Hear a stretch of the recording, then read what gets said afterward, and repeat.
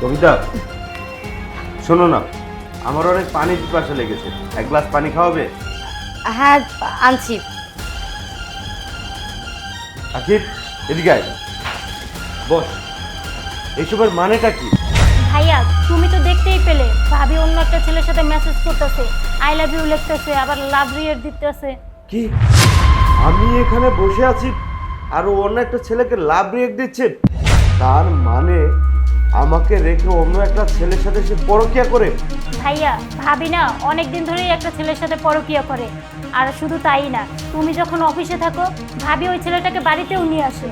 তোমার কাছে অনেক দিন ধরেই বলবো বলবো কিন্তু বলার সাহস পাইনি, তাই আজকে যখন মেসেজ করতেছিল তখন আমি তোমাকে আয়না দিয়ে দেখিয়েছি। ঠিক আছে, এর একটা ব্যবস্থা আমি করছি। শোন, আমরা দুইজন বাইরে যাব, এর মধ্যে প্ল্যান করে ওকে ধরে ফেলবো, ঠিক আছে? আচ্ছা, এই নাও।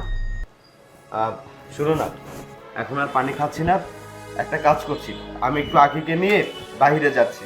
আখি আইসক্রিম খাবে তো, আমাদের একটু লেট হবে ফিরতে, ঠিক আছে? কি বলছো, এখনই যাবে? হ্যাঁ, ও বায়না ধরেছে, বোঝে না, ছোট মানুষ। ঠিক আছে আখি, চল। আচ্ছা ভাইয়া চলো। যাক, ভালোই হয়েছে। 2-3 ঘন্টা আসবে না। আমি এক কাজ করি, লিটুকে কল করি, ও তো নিচেই আছে, ফোন দিলেই উপরে চলে আসবে। হ্যালো লিটু, তুমি এক কাজ করো, আমার হাজবেন্ড আর ননদ বাইরে চলে গিয়েছে, তুমি উপরে চলে আসো।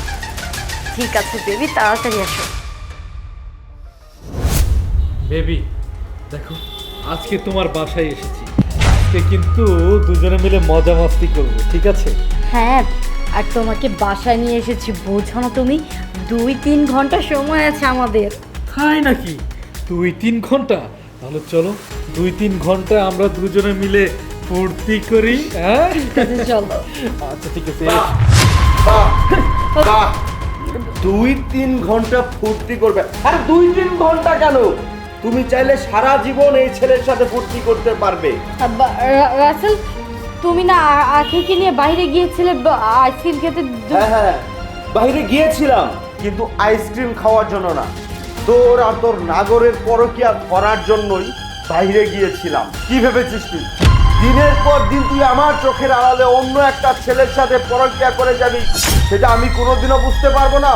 হ্যাঁ, আমি বুঝতে পারতাম না যদি আমার বোন না থাকতো।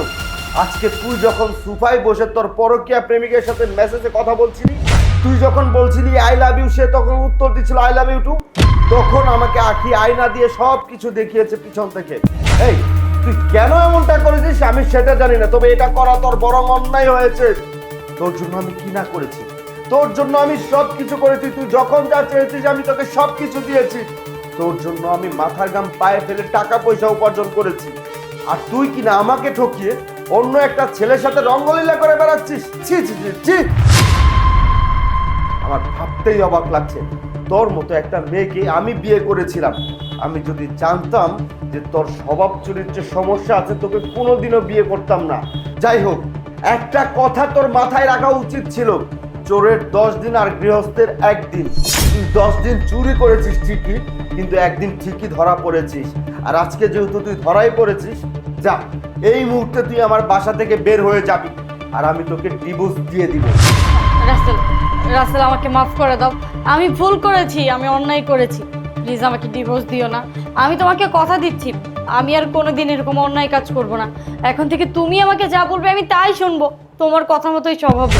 প্লিজ রাসেল, তুমি আমাকে মাফ করে দাও, আমাকে এই বাড়ি থেকে তাড়িয়ে দাও না, আমাকে একটা সুযোগ দাও প্লিজ। কিসের সুযোগ? আর কোনোদিনও কেন করবে না? আমি তোমাকে সুযোগ করে দিচ্ছি, সারা জীবন ওর সাথে তুমি মজা মাস্তি করবে। এই মুহূর্তে তুমি তোমার নাগরকে নিয়ে বের হয়ে যাবে, তা না হলে কাজী ডেকে তোমাদেরকে আমি বিয়ে করে দিব। যা বলছি। আরে বিয়ে মানে কিসের বিয়ে? এ ভাই, আপনার বউকে বিয়ে করবো আমি? আর তাছাড়াও অবিবাহিত কোনো মেয়ে হলে সেটা না হয় ভাবা যেত, বিবাহিত মেয়ে। আরে আমি তো শুধুমাত্র সময় কাটানোর জন্য আপনার বউয়ের সাথে রিলেশন করেছিলাম।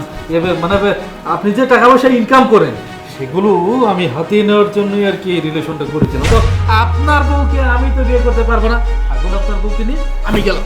আরে লিটু, কিরে, তোর নাগর তো তোকে রেখে পালিয়ে গেল, এখন তোর কি অবস্থা হবে? এখন তোর এমন অবস্থা হবে নির্হারা পাখির মতো। তুই ডালে ডালে ঘুরবি কিন্তু কোনো জায়গায় বসতে পারবি না। যা বের হ, আরে বের হ।